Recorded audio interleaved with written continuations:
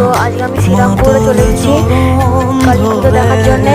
এখানকার কালী পুজো প্রচুর বিখ্যাত। তো দেরি না করে দেখা যাক। এই যে ভিড় হয়েছে, এই যে মাকে দেখা যাচ্ছে।